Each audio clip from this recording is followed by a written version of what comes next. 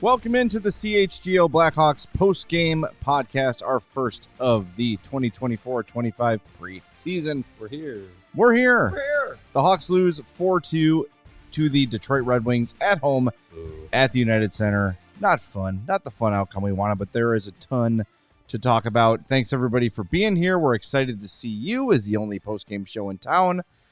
Hope you're going to enjoy this. We've got our 4 stars of the game coming up. We got our Who's Your Hawk winner. All kinds of great stuff. Is that poll ready to go, Law, on YouTube? You know, I shall get it going now. We've got 3 options. Yes. Bedard. Yep. Mrazek. Or Spellacy. And Spellacy, So right. I will So get the that 3 going options. for everyone. Please vote for us, and we'll have your winner at the end of the third segment, probably. Yeah, exactly right. Sure. And when you're waiting for that to go up, hit that like button for us. Hit that subscribe button for us. And if you're listening on the good old podcast later in the day, make sure you're following or subscribed. And hey, new season, share some links with some hockey-loving friends. We're always happy to have new folks come and join us here on CHGO Blackhawks. By the way, hi, I'm Jay. That's Mario. Greg will Hello. join us from the UC here in a little bit. So, well, yes. one down. Should we still have the season, I think so. or should we pack it in? You know, there was Is it- some good, there is was it some over? bad, there was It was the first preseason game. yeah, and I think It really felt that way. I felt what I saw in this game, top to bottom, was a lot of new faces figuring out how to play together. Yeah. And it's what you would expect. And I mean, think about all the different pieces on this team, especially in this game. It's not just like if Foligno and Dickinson were in this game and Kurashev and Reichel, those that's a little more familiar. Mhm. But Craig Smith is new, who played very well. Good. Alec Martinez is new. Tyler Bertuzzi is new. Samuel Savoie, for our intents and purposes, is new. Taylor Hall only played 10 games last year. Nick Lardis, TJ Brody, AJ Spellacy, Teuvo, Ledwinski, Mhm. Nazar. These are all guys who have not really played in a game together. So I think it started slow. First period, middle of the second period, pretty good. And then as the game went on, especially in the third period, Detroit really kind of put their foot down. They were clearly in control and the better of the two teams. But guess what? They are the better of the two teams. Yeah, on paper. Yeah. Yeah, I would say so. Yeah, I mean, it's there with it being the first game of the preseason. You know, the team has been scrimmaging to start basically every day of training camp, which is a change from the past 2 under Luke Richardson. But I think, you know, with some of these guys, it's not like they're jumbling the teams every day with scrimmage. It's the same groups playing each other. So if you, like, for instance, like Lardis, Nazar, and Colton Dock has been a line together in the scrimmages. Now you throw in Taylor Hall, who he's been on a completely different line in the scrimmages. Yeah. Now you got 2 guys from one thrown in a third. Like, they all got to figure each other out. So yeah, it's a little bit different, and I would like to think that as the regular roster gets whittled down, when we get into those, third and fourth and fifth season games and sixth preseason games, it starts to look a little bit more cohesive, a little bit more natural of a flow of a game. But I mean, yeah, I think the individual performances that you can take away that were good was definitely Craig Smith. He had at least 3 or 4 really good chances. He buried one twice, it looked like to me, but Yeah, I do think he scored twice on that one. Teuvo looked good. It's good to have him back. I would say, yeah. I mean, it's there were some good individual performances, and there were some where you kind of, you don't want to make a declaration after one game, but there were some where you're just like, not a great start. Well, let's start with the positives, because I think people are feeling good about hockey, just taking in the atmosphere tonight. A lot of people were excited to be back watching hockey, and they should be. It was a good atmosphere at the UC today. So you mentioned Craig Smith, who was actually named the game's third star. He had a goal and 5 shots, and not only that, like, was really strong defensively. I forget which of the Red Wings it was with their bad font in the first period that got a breakaway chance, and Craig Smith just cut him off at the pass, tied up the stick, and there was nothing doing on it. He's just a smart, experienced hockey player, and I think I'm going to point the thumb at myself. I think I underestimated him. I think I underrated him a little bit. He's a better player than I thought he would be. He plays hard. He plays fast. Like, when they talked at the end of last year about character and role embracement and all those things, that's the guy. That's the textbook definition of a role embracer. And I think it's a guy, another Foligno type, who sets the tone with their gameplay. And I really like what he brought. I thought he's looked really good in camp. So he was one of the guys I was focusing on during this game. And he really stood out. Yeah, I mean, we went into this training camp with the expectation that there's going to be a lot of roster competition, a lot of, battles for spots on the NHL roster and battles for ice time. And Craig Smith's the guy that, he's on the back nine of his career, and he's coming in to maybe play more of a role of being a veteran voice, being someone that is gonna go into the locker room and set a tone within, like, the culture of things. But for his own personal reason, I'm sure he wants to be a guy that's just like, I can do that while also playing every game. Yeah. Like, no guy wants to come in and be like, I'm totally fine being a healthy scratch. I'm just happy to be here. Like, I think, like, these guys all are professionals, and they have that drive to be on the ice. And so, he's a guy that is coming in battling for a spot. Pat Maroon's going to be in the same boat too, where he checks all those boxes of, like, veteran, one Stanley Cups. He's probably in that bottom 6, fourth line role, probably going to be in a rotation, but he's still going to come in and try and be like, well, I want to be prominently used in that rotation rather than the guy that's, getting the majority of the scratches. So it'll be interesting to see how he plays.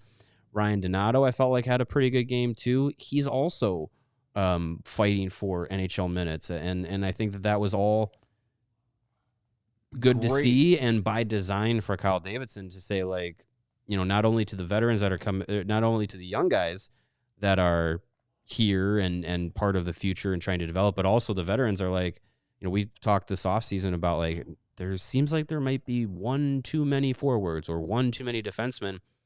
I mean, it's nothing is going to be just handed to these guys, whether you're a rookie or a 15-year vet. Like, the tone was set that, like, ice time and roles and everything is going to be earned. So it's good to see that, some of the veteran guys out there tonight were, like, taking that to heart and making the most of their opportunity. Definitely. And, I think a guy you could maybe argue was the best player on the ice for either team might have been Teuvo Teravainen. He was outstanding. Yeah. And just his, it's fun to see him come back as a fully realized NHL player and fully developed NHL player. And you see, like, what a smart hockey player he is. Efficient hockey player, not a lot of wasted strides, is always in the right spot, has a lot of subtle little stick-tastic tactics and body positioning tactics that, while he's not the biggest and most physical guy in the world, he knows where to be, he knows where to stand, he knows how to manipulate his body and his stick to create the result he wants, both offensively and defensively. Scored a goal in this one, probably one of Ville Husso wants back, our favorite term. But he was great. Like, he's really good, and you see that chemistry happening with Bedard. And I thought that Tyler Bertuzzi showed well too. Like, just exactly what you expect him to be. There were a few times where I think in the regular season, he probably would have laid a couple people out in the corners, but yeah, maybe when you deliver a crushing hit, you are also putting your body at risk and putting your body under damage. So maybe went 70% on finishing some checks, but that line looks solid. I will say, and I'm not going to, now that we're in year 2 of Connor Bedard, I think we can start to be a little more critical of his game because the expectations are very, very high. Mm-hmm. He is supposed to be their best player. And there were a few moments tonight where, for instance, had a puck at the blue line during a power play. Lucas Raymond knocked him off the puck, took it, went for a breakaway. Peter Mrazek stopped it. There were still a couple of those passes through the zone that aren't really going to get through. Yeah. In the NHL, he's still learning. He's still a young player, not even a full NHL season in him because of all the injuries. But I think we need to be a little more critical of Bedard this year. Not saying tear him apart when he makes a mistake, but instead of just giving everything a pass as we did last year, a little more. There's more of an expectation from him to make smarter plays more often. Yeah, and I think tonight's a good example of like getting back into a game situation, getting back up to that, like ramping up that speed of like, okay, this is what the regular season feels like. It's a lot different than, when you're doing off-season training in Vancouver or scrimmaging against your teammates. Like everything kind of ramps up. So I would expect that, probably knocking some of the rust off is part of that for Bedard coming into, his second year. And yeah, I mean, you start to look at him now. He's no longer the rookie that's trying to still figure out the NHL game. Like he's at a level of skill and yeah, expectation that you start to say like, all right, like let's maybe, as our favorite assistant coach Derek King always says when he was coaching down in Rockford, and was one of his favorite things is you got to get the junior out of these players, and Bedard still just 19 years old. Right. Like there is probably still some junior to get out of him. So the more he gets out of it in the preseason and gets, game ready by the regular season, the better. And yeah, I think maybe subconsciously for some of these guys, it was, it just went on about roster competition. Not everything's guaranteed. Some of these guys, they're like, well, okay, but I think Bedard's going to make the team. Yeah, I think Bedard's fine. I don't think he's going back to Regina. He'll be all right. Well, I'll say this.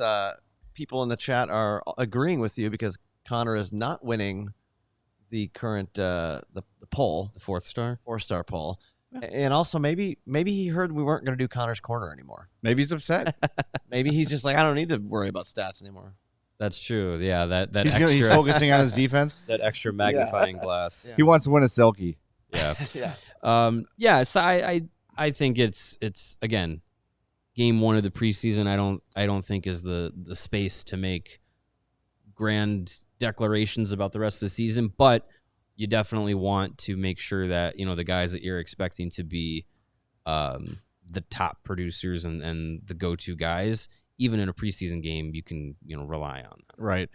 We see your super chats. We're going to get to them in a moment here. We also, now the poll is live that Law was referencing. So your options for 4-star of the night: Connor Bedard, Peter Mrazek, AJ Spellici. I want to spend some time on Spellici here in a second. Mm-hmm. Just for the record, your 3 stars: Lucas Raymond with the game-winning goal, Teuvo Teravainen with a goal, 5 shots on goal, and won 75% of his faceoffs. Nice. And your 3rd star was Craig Smith with a goal and 5 shots on goal. So Mrazek stopped 20 of 22. Bedard had an assist, 4 shots, and 6 shot attempts. AJ Spellici with a shot on goal, 2 hits, but just was everywhere in this game. And he's not making the team this year. It is not happening. I just want to make sure everybody... Spellici. Yeah, no. Is absolutely not happening. He could possibly be sent back to junior tomorrow, yeah. For real. I don't think... That said, he has been impressive. He has stood out in training camp. He has stood out. He did stand out in this game. He is fast. What I like about him, much like Walter Payton, my friends, he likes to engage contact. He's a football player. He chases contact. I could skate past this guy, but I think I want to hit him first and then go past him. I like him. I think he's going to be a really good player in 2 or 3 years, maybe sooner than we think, because of the body size, because of the speed. Maybe. But I know everyone's really excited about Spellici. Pump the brakes. His time will come. It's not going to be this season. Well, and guys like that, like Spellici, like Lardis, they're coming into these training camps, and their objective is to make some sort of lasting impression on Mission the organization. Yes, because they know that this training camp and this one preseason game most likely is going to be the only time that they're in front of the NHL brass, so to say, this season, and then they'll go back to their respective junior teams. So for Spellacy, he has the kind of game that will physically stand out, and he was roughing up the Red Wings and getting a rise out of the crowd, and that's a quick way to get on the good side of Blackhawks fans, is to play physical and piss off the Red Wings. That's it. and he did both of those. In camp he's been looking good as a guy who's coming in at 18 years old and makes some sort of impact in an NHL camp. That's gravy for him. He's going to go back to Windsor. He's going to play an elevated role than he did last year. Hopefully his numbers improve. It's going to be exciting to watch him develop. And if he plays, more than 50 NHL games, like as a third round pick and as a guy was drafted off of basically raw talent, raw tools, that's a win. I'll take the over on 50 NHL games. That'd be nice. Yeah. All right, we have Greg Boysen going to join us here in a bit. We're going to get to your super chats next, but first we got to hit the break zone here on CHGO Blackhawks. Yes, and you were able to watch tonight's game. Some of you, thanks to the Blackhawks streaming the game. But starting October 1st, those Blackhawks, the Chicago Bulls, and your history in the waiting Chicago White Sox will have a new home. That is the Chicago Sports Network, also known as CHSN. CHSN is going to broadcast more than 300 live games per year across the Blackhawks, Bulls, and White Sox, and is going to feature a full lineup of original Chicago-focused content. They are Chicago-based, Chicago-built, and Chicago to the core, bringing it to every corner of Chicago across our great 77 neighborhoods and beyond. At CHSN, Chicago comes first. You can visit chsn.com for more info on how to watch the Bulls, Hawks, and Sox games all season long. And then you can watch us for the post games. That's exactly right. And I think some of our chat needs to choose chill. I'm seeing grand declarations about the Blackhawks already and how bad they are. My favorite kind. It's my over. favorite kind of declaration. Yes. The grand are the only kind you take. Well, between all those and all the stress we go through in life, it's no wonder we are more worked up than ever. So why not, after a tough loss like tonight and a season-defining loss like tonight, crack open a Coors Light, because it's time to choose chill. And when you do, Coors Light is the perfect complement to choosing chill, because it is mountain cold refreshment, as you know by now. When those mountains turn blue, it's as cold as the Rockies. Coors Light is cold lagered, cold filtered, and cold packaged for a smoother finish. So when you embrace a chill mindset, which many of you should do right now, it's a good time to choose chill and crack open a Coors Light, crisp and refreshing as your Colorado Rockies. Make the most out of the times that you choose to chill. Choose Coors Light. Get Coors Light delivered straight to your door with Instacart by going to CoorsLight.com/CHGO Hockey. Coors Brewing Company, Golden, Colorado. Do us a favor right now.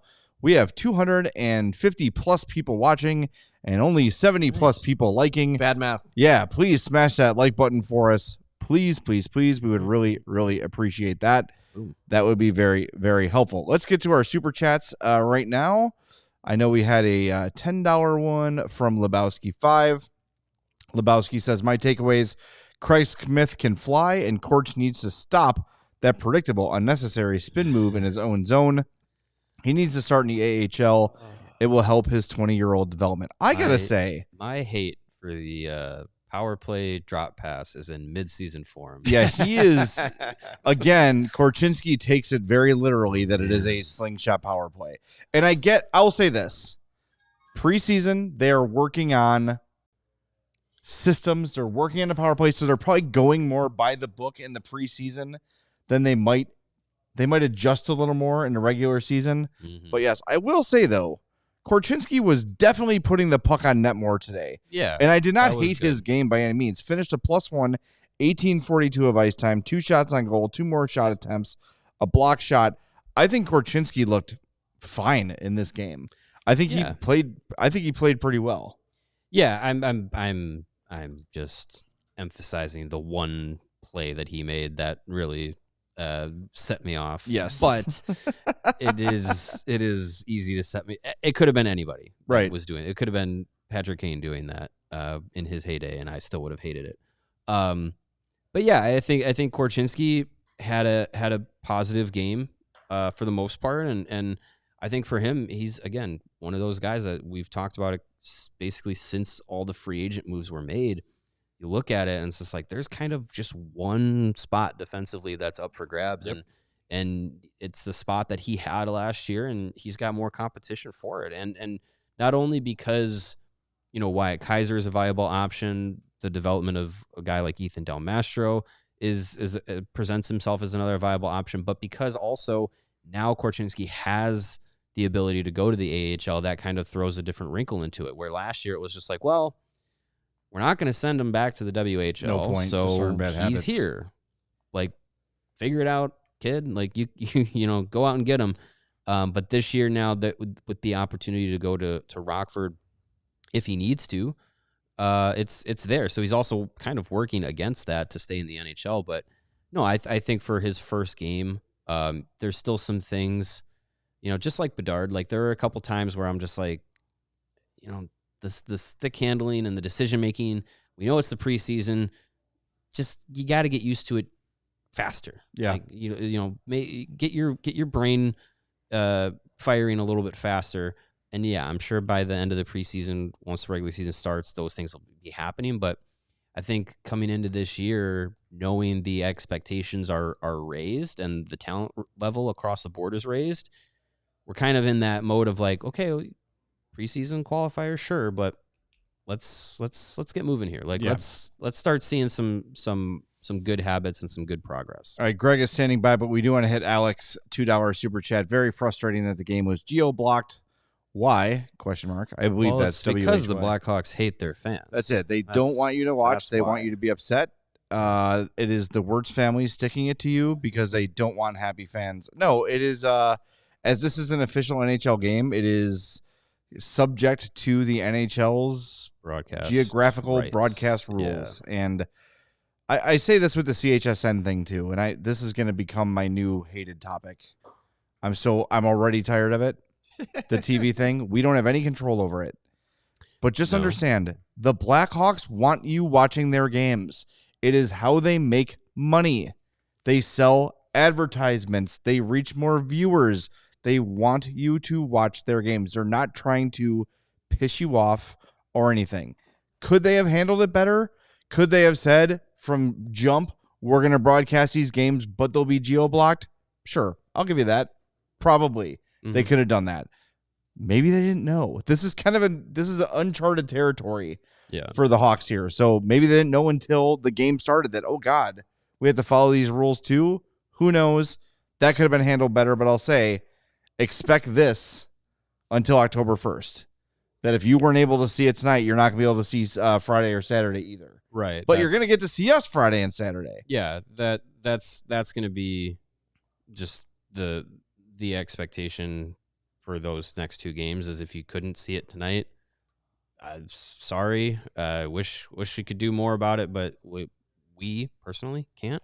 But that's just, the way that the broadcast is working. And, coming into this preseason, this was going to be the only game that was going to be broadcast in any way. The away games, they didn't have anything initially set up, and they ended up working with the Blues and the Red Wings to get something to work for the streaming. And as someone mentioned it, I don't know if it was on Twitter or in the Discord, I can't remember where I saw it, but they said the Detroit feed for streaming the game was the Blackhawks feed. And so when we talked with Jamie Faulkner, she had mentioned that because they worked in an agreement with the Red Wings, both games were going to be broadcast, where the Red Wings got this game locally, And then, when you watch the game this weekend, it's going to be the Red Wings feed that's coming through. So, again, it's not a perfect system. And in a perfect world, you just make everything accessible to everybody for free, but can't do that because then you can't make money. But it's the best that there's going to be up until October 1st, which I'm sure for a lot of people, it's not really going to change for them because they're still trying to figure out the distribution of CHSN and all that. And when we find out information, you'll find out information. That's how it works. We're going to get to Greg after the break zone here. We have a few minutes before we don't want to throw him on for 2 minutes and have to hit the break zone. So, Greg, if you got to pee, go pee, and then we'll get you here in a second. Greg, you got the CDJR read. Hope you're ready. We'll get to Greg in a second here. Let's update the poll here for the 4-star of the game. Connor Bedard with 23% of the vote, Peter Mrazek with 25%, and AJ Spellisy running away with it with 52% of the vote. That's going to piss off some people on Twitter. I don't care. Yeah. Let's Mrazek, we got to talk about. Mrazek was good. He looked really, really good, really, really sharp, under control. A couple pucks just hit him. Right? There were a few that but it's going to happen in the course of a game. Yeah. I think he looks good again, and I think there's a little bit of, I've been listening to a lot of league previews, what Chaos did their Central Division, our friends at PHNX did theirs, and there's a little bit of doubt about, can Mrazek duplicate what he did last season? And my thing is, if Peter Mrazek's healthy, Peter Mrazek can duplicate that season. That's the kind of goalie he is. When he's playing at regular health, he is a solid number 1 NHL goaltender. He's not Igor Shesterkin. He's not Andrei Vasilevsky. He's not Ilya Sorokin, of course, but he's in that second tier, that third tier of number 1 goalie in the NHL. Yeah, I mean, last season was the healthiest he had been in 4 or 5 years almost. And it also coincided with the best season he had in about 4 or 5 years. So, yeah, I mean, if Mrazek's, feeling good, I think, again, we talk about the improved team as far as the skaters go. They improved in net. I wonder if even, too, once the regular season gets started, you'll have Laurent Brossoit available. I wonder if that puts a little more ease in Mrazek, where it's just yeah, you don't want to give up. You want to play every game you can as a goalie, but you don't have to kind of be on edge of all right, I know tonight's my night off, but if we get down 4-0 in the first 10 minutes, am I going to have to hop off the bench and get into the game and stuff like that? So yeah, I think it'd be awesome if Mrazek can replicate what he did last year, and if he stays healthy, I think he's got a good job of doing it. And yeah, tonight he looks solid. There were a couple rebounds that were pretty juicy, but when they're, flying across the ice, but no one's there for the rebounds, you get away with it. I know the second goal he gave up was just, I don't know. The only way he's going to save that is if it just happens to hit him, because he had no chance of seeing that. So, yeah, I mean, encouraging first 40 minutes of the preseason for Peter Mrazek. So it's a good start. Yeah, it certainly is, and that's what you like to see. And the Brossoit thing, it's, it does sound great, and we're all excited to see it, but it's, I don't know. Goalie injuries are weird, man, especially when they start the season. I hope they take their time with him and don't rush him back and let him heal, whatever it might be. And it very much appears they're doing that with Levchinov, who skated again today, but the timeline hasn't changed. I think they're being extremely cautious with him because he is their top prospect. He is the biggest part of their future. It's not number 98, so they need to protect that investment. I hope they're doing the same thing with Brossoit, because he's going to be a big part of whatever success this team has this year. Yeah. And frankly, whatever success Peter Mrazek has this year. So, yeah. All right, we are going to hear from Greg Boysen here in a moment. He's been extremely patient. We appreciate that. It's just the way the timing worked out. We'll hear what Luke Richardson had to say. We're going to hear what the players had to say. Do us a favor before we hit the break zone, hit that like button. Make sure we get as many likes as we have viewers, and there's a long way to go in that category. So please, please, please get in the habit of smashing that like button when you are in this room with us. It's just that little thumbs up button there. Very easy to find. Yeah, and as Alex said, I do really appreciate the postgame show. Yes, thank you, Alex. We appreciate you. We appreciate everyone being here with us for this post-game show. We're going to be back with Greg Boysen next on the CHGO Blackhawks podcast. Me? Yeah, that's you. Oh, hello. Hi. With a word from our friends at Ray CDJR. Before you hit the road this fall, head to Ray, Chrysler, Dodge, Jeep, and Ram and start your adventure there. This September, shop new, lower prices across their huge inventory during Jeep Adventure Days going on now. For a limited time, lease the new 2024 Jeep Grand Cherokee Laredo for just $239 a month for 27 months, or shop over 125 vehicles priced under $20,000. Let the amazing team at Ray, Chrysler, Dodge, Jeep, and Ram help you during each step of your car shopping journey. With Ray's Price Promise, the numbers you're hearing right now are the same prices you can expect when you shop in-store and online. That's because Ray's Price Promise means no price changing, no add-ons, and no hidden fees. Since they prioritize affordability for their customers, hurry into Ray, Chrysler, Dodge, Jeep, and Ram today and shop one of the Chicago area's largest inventories. Then drive home with more money in your pocket than you'd expect. So if you're in the market for a new vehicle, you have to check out the team at Ray, Chrysler, Dodge, Jeep, and Ram, because they are the only team that we recommend. Visit them on Route 12 in Fox Lake. For more information, visit Ray CDJR in Fox Lake or raycdjr.com, serving the community since 1963. And whether it's pro or college, the app to bet football is Circa Sports Illinois. The patch, it was so distracting. Circa Sports, it's sports betting the way it should be. Circa Sports Illinois has high betting limits, low holds, and exceptional customer service. Bet on all your favorite teams in every game this season, like Mario is about to lay money down before the game. Spreads, props, futures, or in-game. Circa Sports has it. Fun and bet like a pro or like Mario from anywhere, anytime in Illinois. Download your new bookie today at circasports.com. Must be 21 or older. Gambling problem? Call 1-800-GAMBLER. Like I just so happened to see the line. It doesn't mean I was itching to make a bet. Hey man, we get to do this to you because you bet pro darts one night. I did more than one night. All right, that's enough. Everyone wants to see Greg. Everyone's yelling and screaming. Where's Greg? Show us Greg. We're going out to the United Center right now. Greg is alive. As long as it's not his feet, right? Greg, no, you want to see the feet. It's late night. It's CHGO After Dark. Well, we don't have a feet cam, unfortunately. All right, let's get the Greg cam going right now. All right, give me a second. We'll get that ready for the regular season. Oh, there we go. Now we're ready for Greg. Hello, Let's go, Greg. How are you doing? Hi, Greg.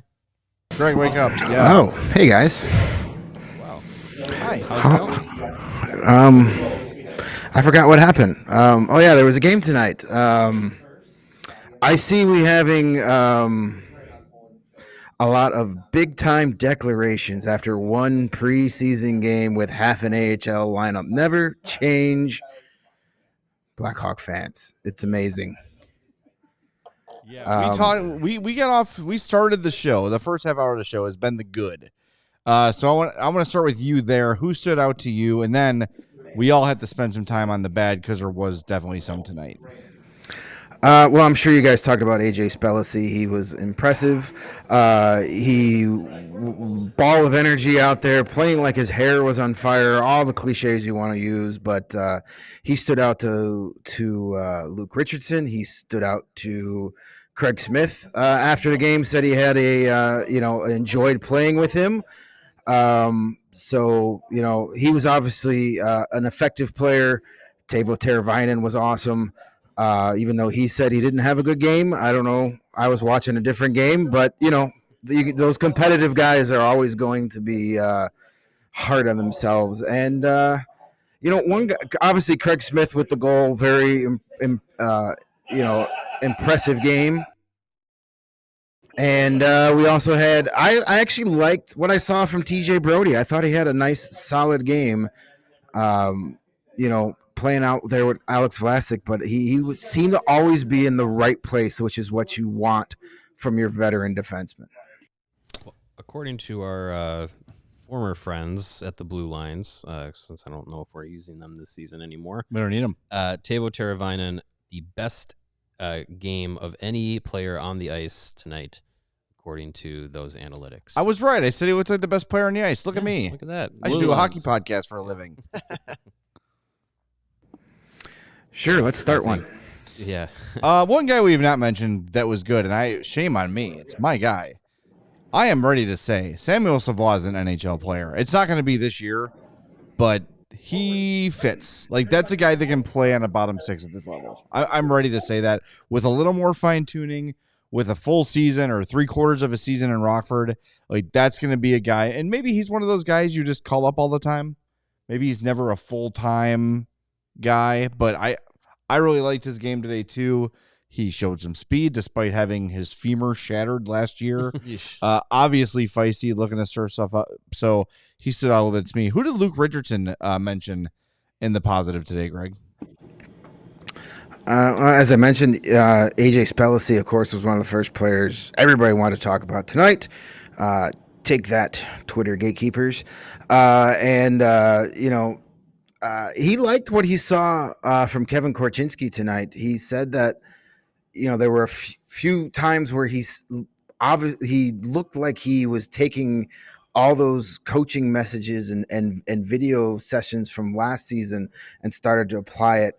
He mentioned that one shift in the second period where he had like 2 back-to-back shots that got through traffic, got to the net.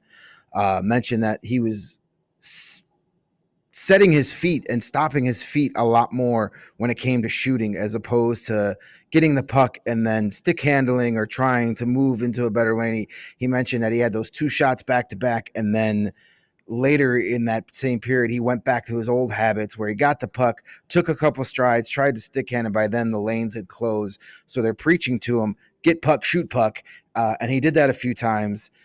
He seemed a little more confident out there. You even pointed out at one point, I believe in the second period, that he was mixing it up in front of the net, being a little more physical. So I thought that was a good first game for a guy that is legitimately trying to make this team. There were a few guys trying to make this team that had not great games, and we'll get there in a second. But those were 2 guys. And, of course, Richardson had some high praise for Peter Mrazek as well, and you guys talked about him. That was the type of performance we were used to seeing out of 34 all season last year. Big saves, especially on that first penalty kill. I know that he got helped out by the post, but he made a couple of big saves, and the first goal of the game didn't get any help from his defense. Second goal of the game, never saw the puck. That Petrie shot, he never had a chance unless it hit him. So a solid game from Mrazek. Boy, it was the former Hawk revenge game with the Tyler Mott goal and then the Oli Mata from Eric Gustafsson goal. Woo! Predictable. You could have predicted that. Those are all, definitely, of the former Hawks dressed for the Red Wings tonight, those were the ones I thought were going to do some damage. Yeah. Definitely Oli Mata and Tyler Mott. Yeah, all we needed was a Justin Holl point as well. All right, let's get to the bad here. Frank Nazar flat out had a bad game. And you and I were talking about it. Kid trying to do, clearly, as you said, trying to make the team, and it was visible he was trying to make the team. The decision-making was not great. There were a lot of things he was trying to force.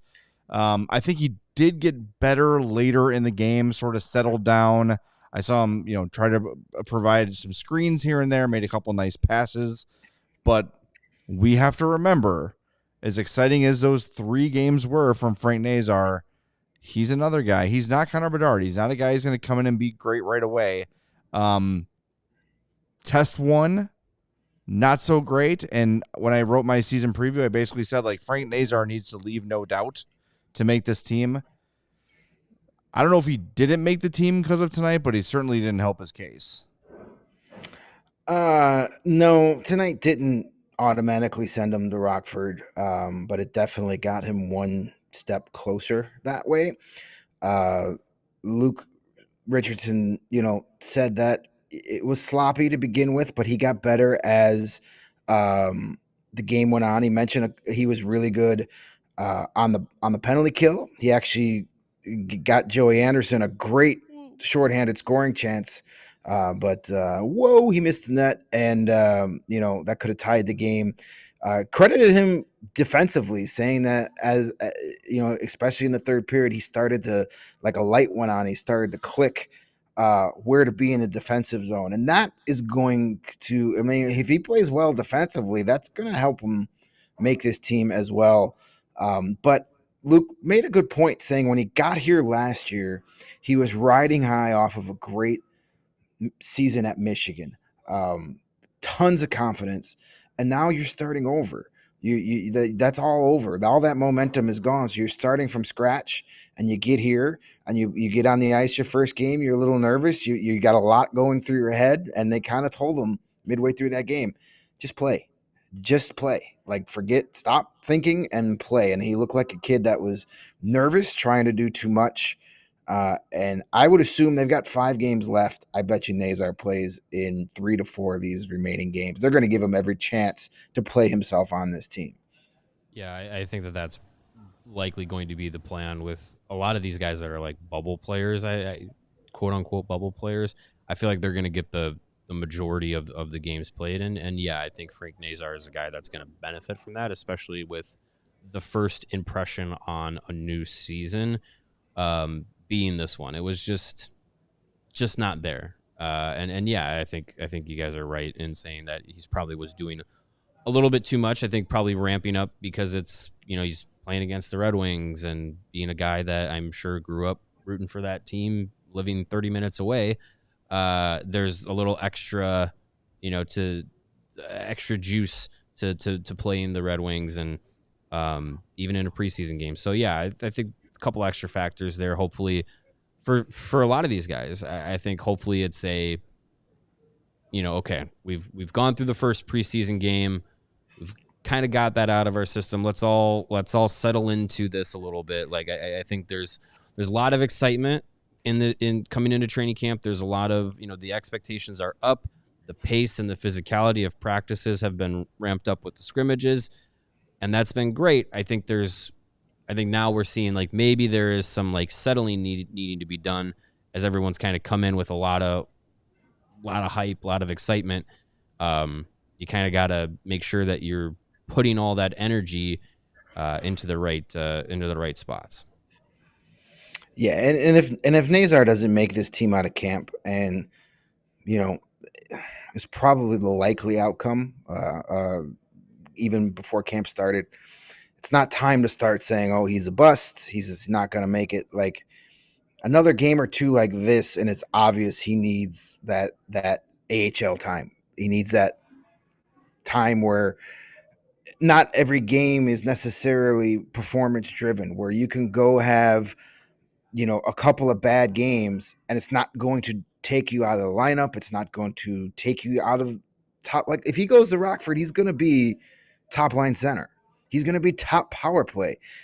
He's going to kill penalties. If he's killing penalties here, he's going to kill penalties in Rockford. That's all really good for him, and it's going to get him where he's going. So if, or more likely when the announcement is made that he's starting the season in Rockford, it's nothing to be upset about. But he still is going to be given a big opportunity here to make this team and play his way on this team. We've seen what he's capable of doing. So tonight being first preseason game, everybody we talked to after the game just said it's kind of what you expect. You haven't played. Some of these guys have never played together. Other guys haven't played together in a game in 5 months. It's going to be sloppy. The ice wasn't great either. That didn't help. But, as Luke says, the Red Wings played on the same ice, so we're not going to use that as an excuse. But a lot of bouncing pucks and a lot of just passes that are just a half step ahead of a guy, or just timing issues, things that are going to get better as these guys get reps and they get their regular season legs under them. Nothing to be, all this gray hair you see in my beard and head right now, none of this came from tonight's game. That was all here when I walked in, and it's the same amount when I walk out. The scene from the Santa Claus when he shaves and it all comes back white. There you go. Who spoke in the locker room? Who was made available?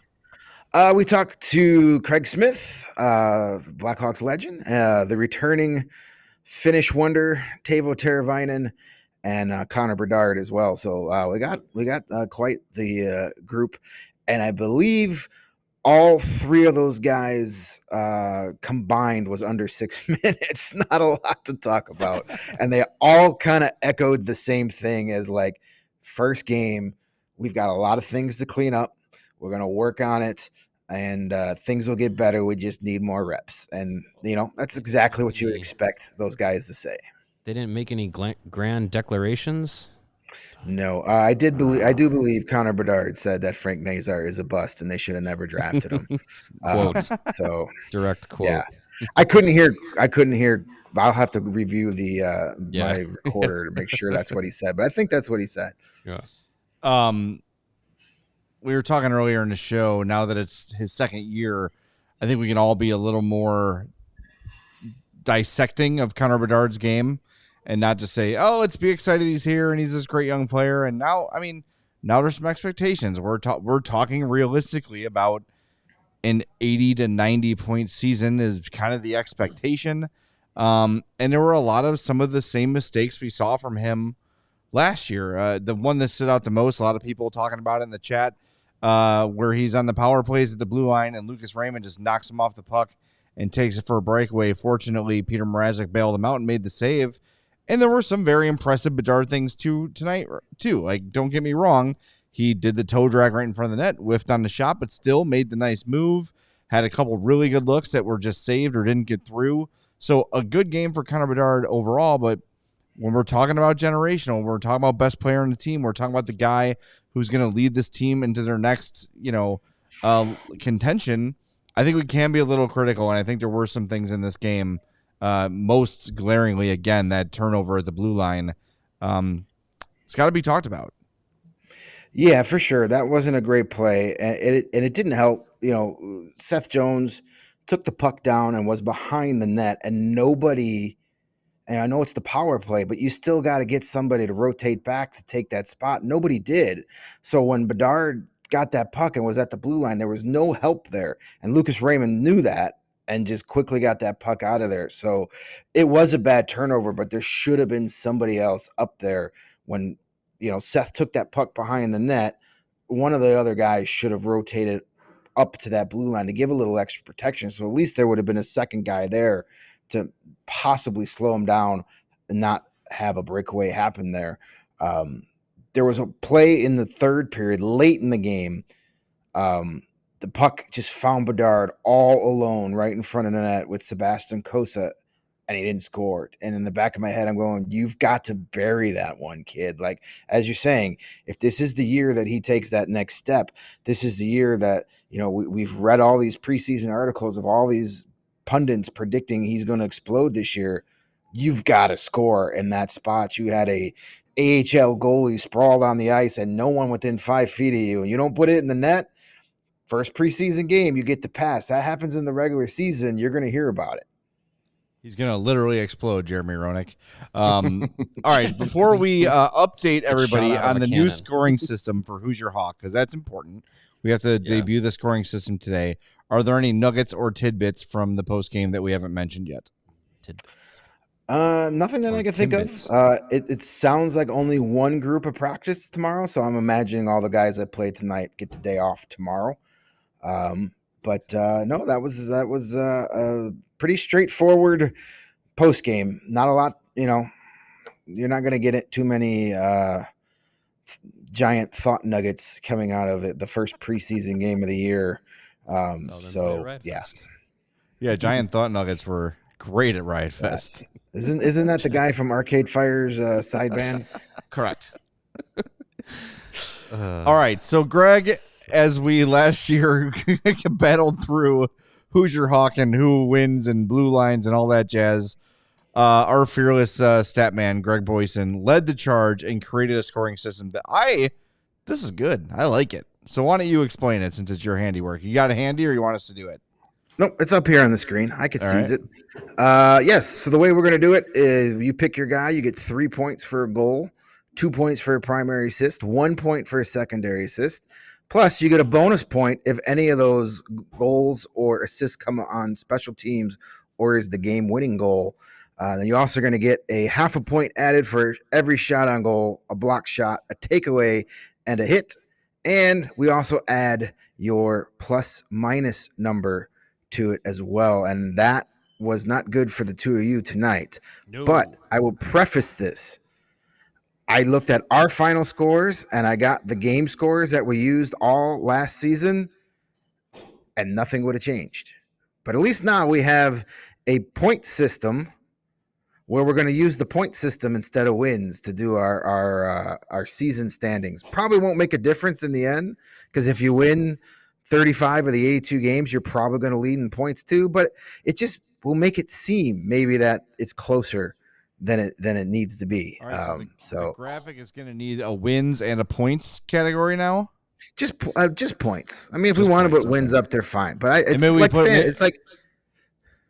put a check mark for that day's winner next to the name, and then put the points on the bottom. Sure. Or you can just look at the points on the bottom and say, hey, that guy had the most. He probably won. So we're gonna have. I see. You're saying daily points every game. We're gonna track daily points, and I'm gonna keep a running tally of the points for the season. So as opposed to, the standings being done by just wins, it will be done. So it's like we're basically playing daily fantasy hockey. Love it. Fun. Good idea. Well, this was a good idea until I picked Frank Nazar.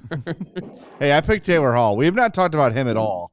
Kind of shaking the rust off. You could tell. We talked to him. Boy, was that yesterday? Feels like a lifetime ago. And he's saying, like, I just want to take that first hit and just feel that first contact. And I was really, when he was out there, I'm watching him like, okay, when's the hit coming? It didn't really come. I didn't see him get hit very hard, but I think just getting through 60 minutes of a game, feeling good. He didn't do too much today. Again, he was with Lourdes and Nazar. And great. Yeah, that line was the worst. And they were against Dylan Larkin most of the night too. So that's another reason Frank Nazar had a bad game. When Dylan Larkin's out there eating your lunch in the defensive zone all game long, your stats aren't going to look good. But that's a really good measuring stick for young Mr. Nazar as well. It should be noted, by the way, that without Foligno wearing the C in the lineup, they had an extra A, and that A was on Taylor Hall tonight. So he was wearing the third alternate captaincy in this game. So would you say he was wearing a Tay A? I guess I would. All right. There's my Swiftie reference for the day. Do we have the score for our Who's Your Hawk? Did we get that, or should I just? Yes. So I have to update the graphic. I have wins on here, so I will. Okay, update no worries. It's preseason for all of us. Thank you. Connor Bedard finished with 4 points, and Taylor Hall and Frank Nazar tied with -1. Okay, so hold on, because I have different numbers based on the math. Uh-oh, here we go. I had Taylor Hall at -1.5 points because he was a -2 with 1 shot on goal. So that's 1/2 a point for the shot on goal, plus -2 means. But he had a takeaway, which is also a 1/2 point. Oh, takeaways. Okay, you got it. There you go. Beautiful. We did it. I forgot takeaways. Don't worry, all right, Greg. Just like the Blackhawks, by November we would have. Well, this will be a smooth running system. Yes, Perfect. The first preseason game for us too. 100%. All right, man. Get home safe. Appreciate your contributions, and we'll see you right here on Friday. Tomorrow. Oh, all right. Tomorrow's an off day, buddy. We're off tomorrow. Okay. Cool. Yep. It's all in the calendar. Won't see you guys tomorrow. All right. Talk to you later, Greg. That is Greg Boysen live from the United Center. Make sure you follow him on Twitter at Greg Boysen. A couple more thoughts to go here before we wrap things up. Again, I want to remind everybody we're off tomorrow. We are back Friday for postgame, back Saturday for postgame. So we're here. We're in it. It's going to happen. And again, I would expect the streaming to work the same way it did tonight, depending on, where if you didn't have it tonight, you probably won't have it, tomorrow or Friday or Saturday either. So yeah, we'll see. Unless if you're in the areas of Detroit or St. Louis, if they have their own streaming capabilities, however they're doing the game, you might be able to get it through there. Yeah, I saw on Twitter that someone said the Red Wings app worked tonight. Yeah. But I don't know where they were saying that from, so I don't want to say that that's going to be an option, but try it. It could just be. try stuff. It could be an option. Yeah. I don't know. So we have no answers. All we know is what they tell us. We communicate what they tell us. When they gave us an update mid-game, I was literally tweeting it out as we were getting the information. Right, yeah. Same with CHSN. We don't have any information that, we're not withholding anything. We don't know anything else than anyone else knows. I cannot wait for this part to be over. I just want people to be able to see the damn games, because what sucks about it, and I'm sure the Hawks admin is getting a lot of crap today on Twitter, but man, people get worked up about not being able to see a game, and I get it. Like, people were really excited to watch this game. They thought they were going to be able to, but just rest assured, I just want to reiterate again, and I know maybe it feels like I'm carrying water for the Hawks, and I'm not. Like, they want you to see their games. They're doing the best they can within the legal limits that they are able to make things happen. Right. So hopefully this CHSN thing gets resolved by the regular season, and everybody's got it available, or at least the ability to switch to something that will be available for them. I know it's frustrating, but it's not our fault. We're just the messengers. We're doing our best. I promise you. We don't have the answers. I think I'm, and I credit to us. It's very big of us to try and bring all the information out as possible. I say that half jokingly, but I think we're trying to bridge that gap between the team and the broadcast, and trying to get everybody on the same page, because it's best for the Blackhawks fan community that everyone is able to enjoy the team and enjoy the excitement around it, because you come into this season and expectations are up. Year two of Bedard, all that that we've been talking about all summer. People want to see this team. I mean, it seems crazy from an outsider perspective why so many people would be like, it's a preseason game. Like, it's from an outside perspective, it's a preseason game. It doesn't matter. What are you getting all worked up about? People watch Bears preseason games religiously. Yeah, but that's my point. Is that the excitement around the Blackhawks has been increasing, so people care about seeing some of these guys that are definitely going to play in Rockford or aren't making the roster, but you still want to see them because it adds to that excitement on top of the new guys that are here for the NHL squad. Like, you want to be able to see all that and get excited for it. And it's been a long time without hockey, so I feel like if I was at home and I couldn't watch the game, I'd be just as upset as a lot of people. Yes. I am, by the way, enjoying a nice Culligan water right from the United Center. So you are carrying water. I'm carrying water, literally. Wow. From the United Center. Those new aluminum bottles are they're nice. Delightful. They keep water very cold. They do. Much colder than a plastic bottle. Mm-hmm. Now, and you, as far as I understand, you get one of those at a game. You can bring it back to a game and refill it. And as far as I know, you can bring it back to the game. I think so. What are they going to say? There's no date on it. No, but you're walking into the building with a metal bottle, aluminum bottle. Aluminum is metal, but specifically it's aluminum. Right, but I would imagine if I had something else aluminum in my pocket, it would set off the metal detector. Yeah. You just take it out and you say, I'm saving the planet with this Culligan water bottle. We'll investigate. I doubt they're going to let you bring in an unopened bottle. We'll see. Or an open bottle. All right. For start time. First one of the year. I don't have any picks of Spellacy, so I don't have any pretty graphic, but Spellacy wins. Nice. Good for him. Yeah. Too many 70s on the ice today, by the way. Well, there'll be less very soon. Like Brody and Spellacy and Lardis. I'm like, what? Yeah. Someone pick a normal number. There was one point where it was Lardis, Brody, Spellacy, Nazar, like all the weird numbers were out on the ice at the same time. Yeah.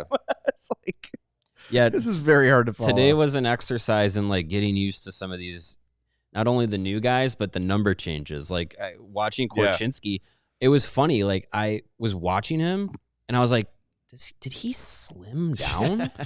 Because like the 14, the number is slimming. I guess it takes up less space on the jersey than the 55, and it like he looked less boxy, like just from the jersey number. It's interesting how the eyes play tricks on you, but yeah, you had to get used to that. Number 25, as I said on Twitter, number 25 is not Jared Tenorti any longer. I had to like go through some trauma there and unwind that, but that is Alec Martinez now. Yes. And yeah, little getting used to. But all right, before we go, Windy City Hockey wants to know, did Jamie Faulkner grant my wish and have chicken nuggies available at the press box?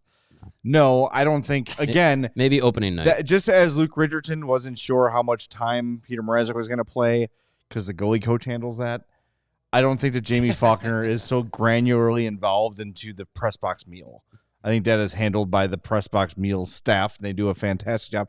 Got a brand new space age soup dispenser. Though. Yeah, it was a big soup dispenser. But for the first time, I did the team meal. Soup dispenser? It's a big old. It looks like a pot. Remember like the Scooby-Doo underwater monster, like the scuba diver? Sure. It looks like the helmet on the Scooby-Doo scuba diver. The Yeah. Scooby diver. A soup dispenser sounds to me like something Wallace soup and container, Gromit. Wallace you know. of Wallace and Gromit. No, it's like a like It'd a. be nice if it was I don't a know what you dispenser. call it. Like a. It's got the heat under it.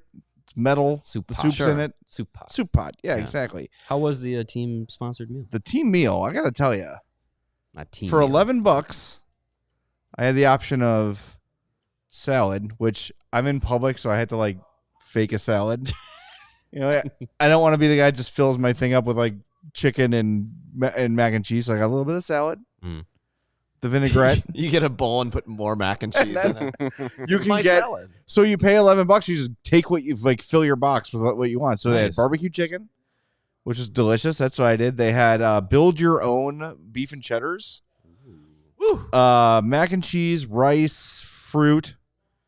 I'm missing. Oh, corn on the cob.